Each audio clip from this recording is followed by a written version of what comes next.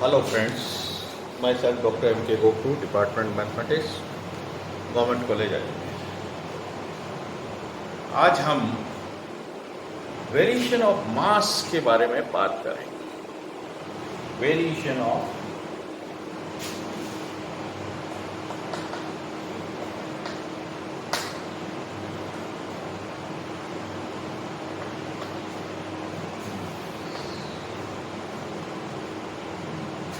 Means आज हम उस विषय पे बात कर रहे हैं जहां हम मास के वेरिएशन की बात कर रहे हैं, यानी मास में चेंज। जनरली हम ये सोचते हैं कि मास कांस्टेंट रहता है और हमेशा एज ए कांस्टेंट ही बिहेव करता है, और ये बात ठीक भी है।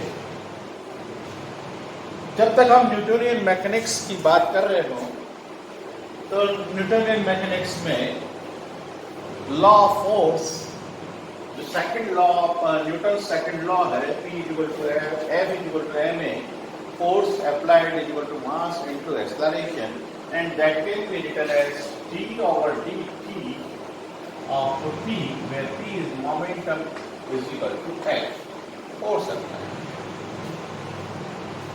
P is the momentum for the particle move कर रहा है, वेलोसिटी बहुत छोटी जब हम डील कर रहे होते हैं, तो ये लॉ ठीक भी लगता है।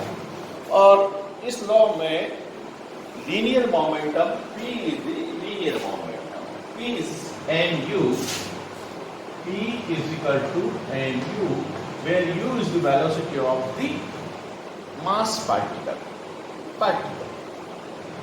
having some mass.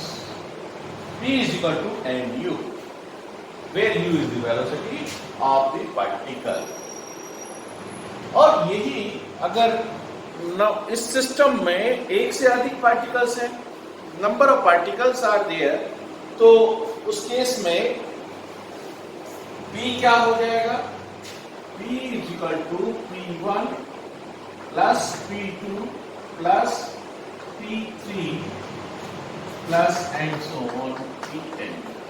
सपोज हमारे सिस्टम में n पार्टिकल्स हैं, तो n पार्टिकल्स के मोमेंटम का सम ये हो जाएगा। और उस केस में क्या होगा?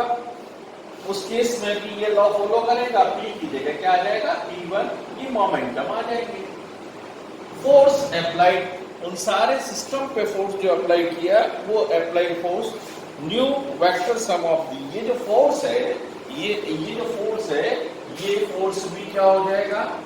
Vector sum of force applied on this plus this plus this plus this.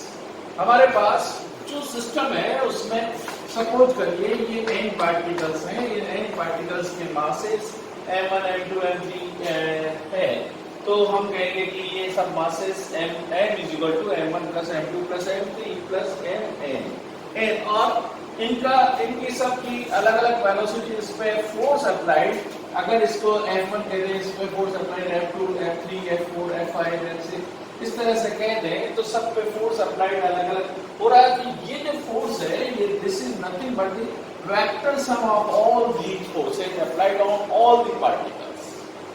सब पार्टिकल्स में जो फोर्स अप्लाइड है, और उस फोर्स अप्लाइड को हम वेक्टर सम F कह दें, तो यहाँ जो F है वो F किसमें आ जाएगा? इससे आ जाएगा। और P क्या आ जाएगा? P1 plus P2 plus Pn। ये सारा सिस्टम न्यूटोनियन मैकेनिक्स में चलता है। न्यूटोनियन मैकेनिक्स में हम इसी सिस्टम से काम करते हैं।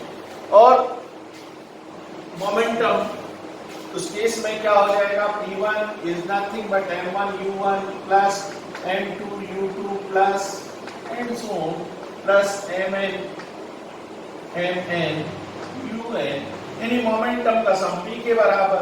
Total mass n is nothing but m1 plus m2 plus and so on mn। ये मास का सम आ गया।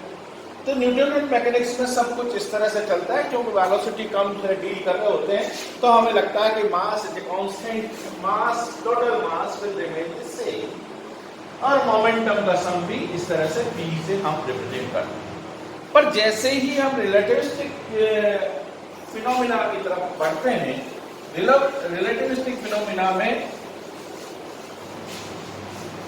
हम देखते हैं कि ये जो फोर्स अप्लाइड है ना, ये F vector sum of force, तो ये F अप्लाइड, ये क्या होता है कि इसका कोई definite law relativistic treatment special theory of relativity में इसका फोर्स अप्लाइड का या फोर्स जो एक्सर्ट कर रहे हैं पार्टिकल्स, वो फोर्स का कोई डेफिनेट लॉ नहीं है। डेफिनेट लॉ नहीं है तो हम इस फोर्स को एडऑन बेसिस से, एडॉक बेसिस पे हम इस फोर्स को डिफाइन करते हैं, और ये एडॉक बेसिस पे डिफाइन किया हुआ फोर्स इस तरह से डिफाइन करते हैं कि लॉरेंजियन ट्रांसफॉर्मेशन फॉर्मूले को फॉलो करें। तो हम जैसे ही रिलेटिविस्टिक में इस इक्वेशन को स्टडी, रिलेटिविस्टिक ट्रीटमेंट में इस इक्वेशन को स्टडी करते हैं, तो हम देखते हैं कि फोर्स का कोई डेफिनेट लॉ नहीं है। डेफिनेट लॉ नहीं होने के कारण हम एडॉक बेसिस पे इस फोर्स को डील करते हैं, उसको ऐसा मानते हैं, इस तरह से मानते हैं कि लॉरेंजियन ट्रांसफॉर्मेशन में वो इनवेरिएंट रहे, और इस तरह से करके हम कुछ कोशिश करते हैं इसको ट्रीट करने की। तो सबसे सिंपल और बेसिक बात ये है कि अगर मैं इस फोर्स को ही जीरो मान लूं, यानी एन पार्टिकल्स का सिस्टम है और इसमें अप्लाइड फोर्स अगर जीरो हो, यानी इस पे सबका वेक्टर सम जीरो हो जाए, force applied on this vector sum ये अगर जीरो हो जाए तो क्या होगा, पार्टिकल आपस में इंटरेक्शन करके एक दूसरे के कॉलिजन से जो भी है वो फोर्स नलिफाइड हो जाएगा, और जब फोर्स नलिफाइड हो जाता है तो फिर वही इक्वेशंस जो न्यूटोनियन वाले हैं उस आधार पे बात करें तो मोमेंटम और मास के अंदर हम देखते हैं कि मास के अंदर वेरिएशन एक दिखाई देता है कि उसके कंजर्व होने के लिए, मोमेंटम के कंजर्वेशन के, momentum P is equal to m1 u1 plus m2 u2 plus mn u। इसके कंजर्वेशन के लिए क्या होगा, ये कंजर्व रहे, इसका मतलब मास में कहीं कहीं वेलोसिटी हर पार्टिकल की अलग अलग हो सकती है, और सबका सम टोटल ये F0 फोर्स अप्लाइड जीरो है, तो कॉलिजन के कारण हो रहा है सब कुछ। तो मास के अंदर वेरिएशन हमारे को दिखाई देता है, और मास के अंदर न्यूटोनियन थ्योरी में assume not to be a constant, तो इसमें क्या होगा कि ऐसे में मास को हम कांस्टेंट नहीं मान सकते। तो मास को कांस्टेंट नहीं मान सकते तो मास होगा क्या, कैसे आएगा? तो मास के अंदर वेरिएशन हम स्टडी करने के लिए एक छोटी सी थ्योरम, या यूं कह दीजिए कि मास के अंदर variation m equal to m0 upon √1 minus u square और c स्क्वायर, एक पार्टिकल के लिए स्टडी करेंगे और वो सबके लिए अप्लाई कर देंगे, u स्क्वायर और c स्क्वायर। ये m0 है, जब पार्टिकल एट रेस्ट हो तब मास है पार्टिकल का, जब पार्टिकल u वेलोसिटी से मूव कर रहा है उस समय उसकी वेलोसिटी u है तो मास m है, तो मास होगा m is equal to m0 upon √1 minus u square upon c square, ये आ रहा है। अब u बहुत छोटा है तो उस केस में क्या होगा, ये फैक्टर 0 हो जाएगा और m is equal to m0 हो जाएगा, यहां से साफ दिखता है। तो कहने का अर्थ ये हुआ कि मास और मास n और m0, जब u बहुत छोटा है तो u बहुत छोटा है तो उस केस में m और m0 बराबर, यानी स्टेबल जो बिल्कुल स्टेबल जो पार्टिकल है उस स्टेबल पार्टिकल का मास m0 है, वही मूविंग पार्टिकल का जब u बहुत छोटा नेगलिजिबल। पर जब पार्टिकल आपस में लाइट में पार्टिकल्स आपस में लाइट के पार्टिकल्स आपस में इंटरेक्ट कर रहे होते हैं, इंटरसेक्ट आपस में कोलाइड कर रहे होते हैं, वेलोसिटी बहुत हायर होती है, तो बहुत ज्यादा हायर वेलोसिटीज के लिए हम ये नहीं कह सकते कि मास कांस्टेंट है, बल्कि मास के अंदर वेरिएशन होगा, और that variation is given by this we have to prove. कैसे करेंगे इसको? करने के लिए हम एज यूजुअल जैसा लॉरेंजियन ट्रांसफॉर्मेशंस वगैरह में करते हैं, और रिलेटिविस्टिक स्टडी के लिए दो फ्रेम लेते हैं। एक फ्रेम जिसमें ये S है, इसको मैं वाई एक्सिस कह दूं, दूसरा एक्स एक्सिस कह दूं,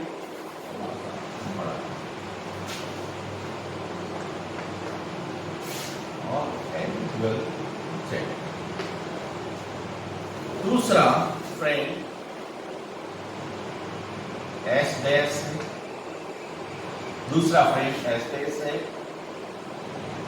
ये वाई डैश, ये एक्स डैश और ये जेड।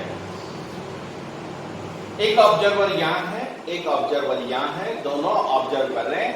सपोज करिए पहली फ्रेम में जो ये ऑब्जर्वर है, इस ऑब्जर्वर के रेस्पेक्ट में ये जो ऑब्जर्वर है, ये सेकंड फ्रेम है। हम कह रहे हैं कि सेकंड फ्रेम v वेलोसिटी से मूव, सेकंड फ्रेम जो है यानी सेकंड फ्रेम में जो ऑब्जर्वर है वो v वेलोसिटी से मूव कर रहा है। अब एक पार्टिकल है जिसका मास फर्स्ट फ्रेम में, इस फ्रेम में इस ऑब्जर्वर को इसका मास m1 नोटिस करता है और इस पार्टिकल की जो वेलोसिटी है वो u1 इस direction along parallel to x axis.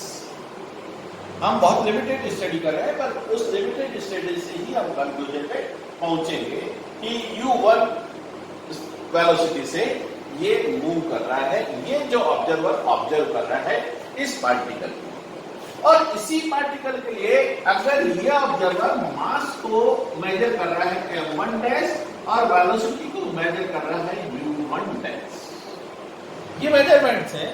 ये जो ऑब्जर्वेशन है, ये ऑब्जर्वेशन इस फ्रेम में बैठे हुए ऑब्जर्वर के लिए m1 u1 इस पार्टिकल का मास और वेलोसिटी, इस पार्टिकल का मास और वेलोसिटी इस ऑब्जर्वर के लिए m1 डैश और u1 डैश। नाउ हम सपोज कर तीन बीटा सपोज करते हैं। Beta is equal to simply beta is equal to 1 upon √1 minus v square over c square. What is v? V is the velocity of second frame with respect to first frame. So let us say it is v. Now beta 1 is 1 upon √1 minus u1 first observer के लिए u1 स्क्वायर over c square. This is beta 1 and beta 2 is equal to 1 upon √1 minus u1 dash second observer u1 dash over c square, u1 dash square over c square. So this is beta 1 dash कह देते हैं ताकि थोड़ा सा drawing हो जाए। तो beta और बीटा, तीन बीटास हमने डिफाइन किए।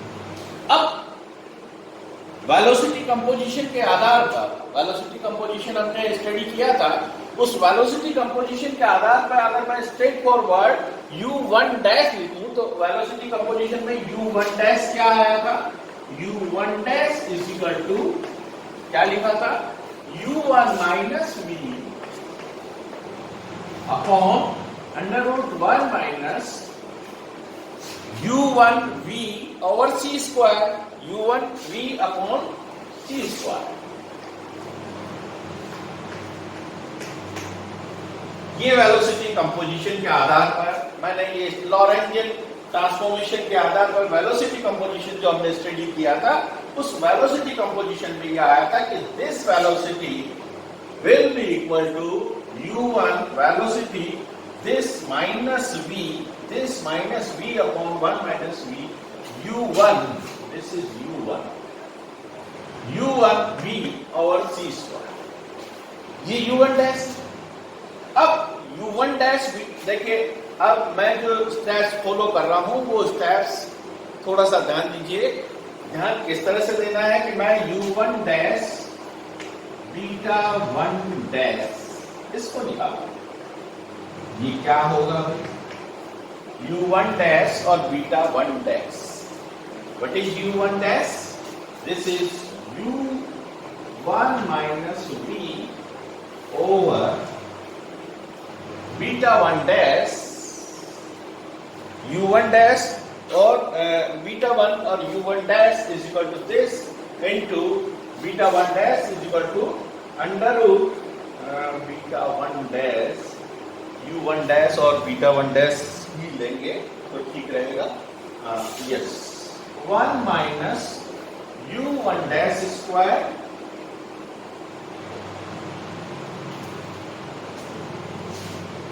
beta 1 dash u1 dash square ठीक हो जाएगा u1 dash square over c square into sorry take u1 dash is equal to this upon 1 minus u1 v over c square. u1 और beta 1 dash is equal to 1 upon ठीक है 1 upon.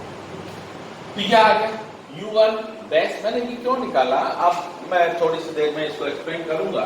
पहले मुझे यहाँ देखिए ये सेकंड फ्रेम के observation से जो कुछ टर्म्स है ये सेकंड फ्रेम से रिलेटेड है, ये फर्स्ट फ्रेम से, ये फर्स्ट फ्रेम से, ये सेकंड फ्रेम से रिलेटेड टर्म्स है. इस टर्म को मैं फर्स्ट फ्रेम के टर्म में निकालना चाहूंगा. तो ये मेरा एक इक्वेशन है. इस इक्वेशन को नंबर दे दीजिए, कोई भी एक दे दीजिए. इसके बाद अब मैं ये कैलकुलेट करना चाह रहा हूँ. तो कैलकुलेशन किस तरह से होगी मैं ये रफ कर देता हूँ. मेरे ख्याल से अब सारी चीजें आपको क्लियर हो गई होगी. मैं इसको रफ करके क्या करेंगे 1 minus u1 dash square over c square. मुझे ये कैलकुलेट करना. ये क्या होगा 1 minus this is nothing but 1 minus u1 dash. u1 dash is this one. u1 dash means 1 by c square into u1 minus v whole square over 1 minus u1 v over c square whole square. ठीक है. अब यहां से मुझे ये factor चाहिए और इसके साथ ये मल्टीप्लिकेशन में है. तो मैं इस फैक्टर के साथ ये जो फैक्टर है वो मल्टीप्लिकेशन में है. मैं इसको उधर जाता हूं कि क्या होगा 1 minus u1 dash square over c square into this is c square into this. So 1 minus u1 v over c square whole square into c square लिख देते हैं. चलिए ये c square लिख दिया और this is c square into 1 minus u1 v over c square whole square minus LCM ले लिया ये. तो एलसीएम के साथ ये इधर चला गया minus u1 minus v whole square. So this will be equal to, इसको होल स्क्वायर को ओपन कर देते हैं, इस होल स्क्वायर को ओपन कर देते हैं. क्या फैक्टर रहता है उसकी बात करेंगे. तो बेटर ये है कि एक बार तो ओपन कर ही देते हैं. c square into 1 plus u1 square v square over c4 minus 2u1 v over c square minus u1 square plus v square minus twice u1 v. Now what is this? 1 minus u1 square over c square and 1 minus u1 v over c square whole square will be equal to c square का मैंने यहाँ divide कर दिया. तो c square को divide करने पर ये फैक्टर चला जाएगा और इसके नीचे 1 by c square आ. ठीक है. तो क्या हो जाएगा c square this is open it and cancel out whatever cancel. So I think this factor is cancel out with this one, since minus minus plus and 1 from c square, so cancel. The remaining factors are 1 plus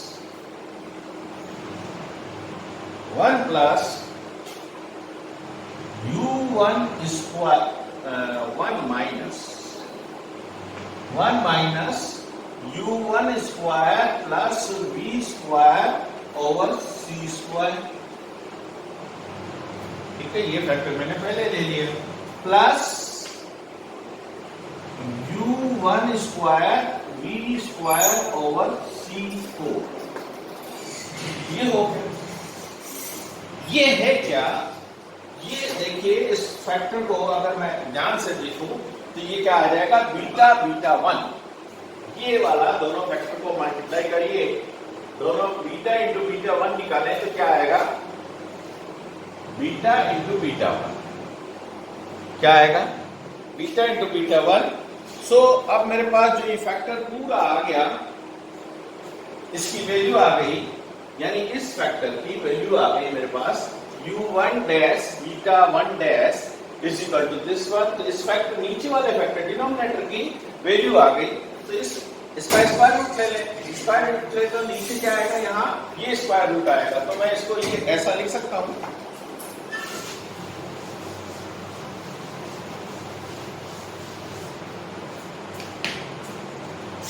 u1 dash beta 1 dash is equal to u1 minus v upon square root of this is nothing but 1 minus u1 square plus v square over c square plus u1 square v square over c4, square root of all this, and this is nothing but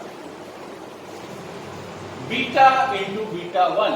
आप करिए beta into beta 1 तो यही factor आएगा, और beta 1 का ये factor आने पर मुझे क्या मिल जाएगा, ये मिल जाएगा, this is beta and beta 1, ये फैक्टर तो आ गया, इंटू u1 माइनस v।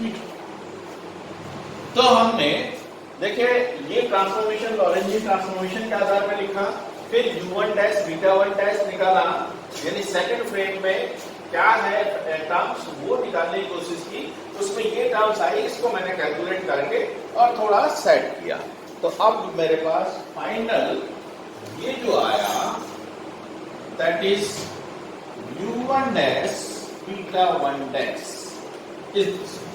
अब मैं सबको हटा,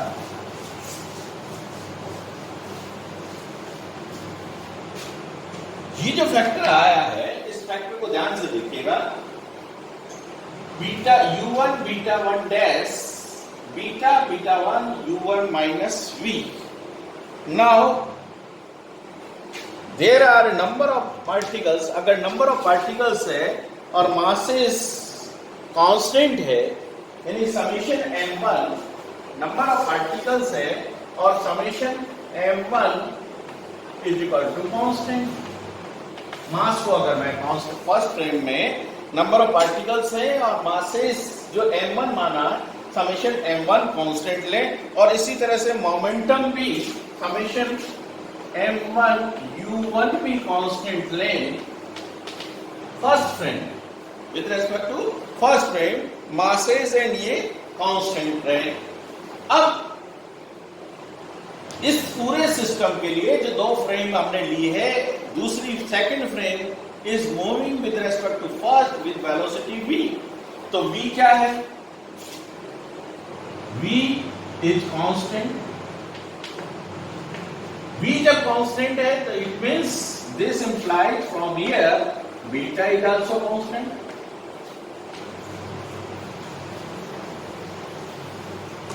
v जब कांस्टेंट है, फर्स्ट फ्रेम के लिए तो law of conservation of mass and law of conservation of momentum, first frame में तो ये है।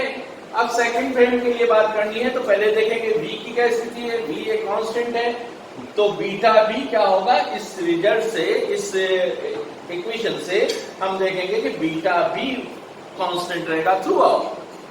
Since second frame is moving with velocity v, तो बीटा बी कांस्टेंट रहेगा।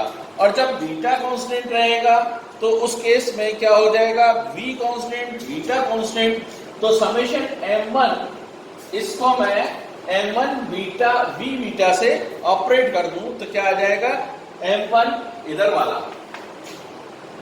This will be equal to summation m1 v and beta equals, क्योंकि ये constant, इससे multiply दोनों कांस्टेंट से मल्टीप्लाई कर रहे हैं तो फिर भी कांस्टेंट ही रहेगा। ये कांस्टेंट हो गया, m1 v बीटा कांस्टेंट हो गया। और m1 u1 भी कांस्टेंट है, तो मैं इसको बीटा से अगर मल्टीप्लाई कर दूं, समेशन सेकंड वाले को भी बीटा से, क्योंकि बीटा कांस्टेंट है, m1 u1 beta equal to constant. अब मैं सब्ट्रैक्ट कर लेता हूं, इसमें से इसको सब्ट्रैक्ट कर लेता हूं तो क्या आएगा, m1 बीटा तो कॉमन, समेशन m1 बीटा तो कॉमन, और u इसमें से ये किया u1 minus v, u1 minus v equal to constant, is equal to constant आ गया। अब हमने ये कैलकुलेट कर रखा है, देखिए यहां से beta into u1 minus v calculate कर रखा है, और ये कैलकुलेशन क्या है, u1 बीटा 1 डैश और beta 1 is equal to beta into u1 minus v।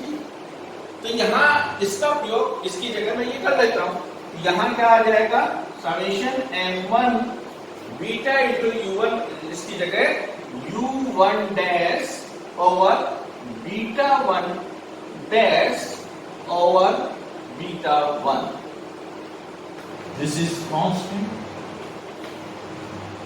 ये कांस्टेंट हो गया। अब ये जब कांस्टेंट हो गया तो applying the conservation of momentum in S dash, second frame में कंजर्वेशन ऑफ मोमेंटम को मानूं, यानी m1 dash u1 dash is constant, m1 dash u1 dash is constant, तो उस केस में क्या होगा, कंजर्वेशन सेकंड फ्रेम में अगर मैं कंजर्वेशन ऑफ मोमेंटम मानूं तो ये क्या आ जाएगा, m1 dash u1 dash is equal to constant. Momentum conserve कर रहा है ना, सेकंड फ्रेम में भी मोमेंटम का अगर कंजर्वेशन मानूं तो ये आएगा इक्वेशन। अब एक तरफ ये इक्वेशन है और एक तरफ ये इक्वेशन है, ये भी मोमेंटम के लिए ही एक तरह से आ रहा है, क्योंकि ये और ये सेम डायमेंशन की है, इसलिए तो कैंसिल आउट हो जाएगा, और ये मोमेंटम के लिए, तो ये अब ये दोनों कंपेरेबल है। जब ये दोनों कंपेरेबल है तो यहां से क्या आ जाएगा, m1 बीटा u1 डैश तो है, यानी यहां से क्या आ जाएगा, इन दोनों को कंपेयर करें तो क्या आ जाएगा, m1 beta 1 dash over beta 1 is equal to, यहां से m1 डैश, यहां से यानी u1 डैश का कोएफिशिएंट जो है वो ये है इधर, और इधर कोएफिशिएंट है m1 डैश। अब ध्यान दें, यहां से क्या हो जाएगा, m1 upon beta 1, this implies m1 upon beta 1 is equal to m1 dash over beta 1 dash, and दोनों बराबर है। ये फर्स्ट फ्रेम में है, ये टर्म फर्स्ट फ्रेम में, और ये सेकंड फ्रेम में। फर्स्ट फ्रेम की टर्म और सेकंड फ्रेम की दोनों टर्म बराबर आती है, इसको मैं एब्सोल्यूट कांस्टेंट कह देता हूं। से m0 is the mass of the particle when it is at static in any frame, in first frame, in second frame। Particle जब रेस्ट में हो तो उसका मास m0 है, तो m0 is absolute constant, so from here what is the relation between these, m1 is equal to m0, m1 is equal to m0 into beta 1, that is m0 upon beta 1, what is 1 minus u1 square over c square, and similarly m1 dash, यहां से देखें तो m1 dash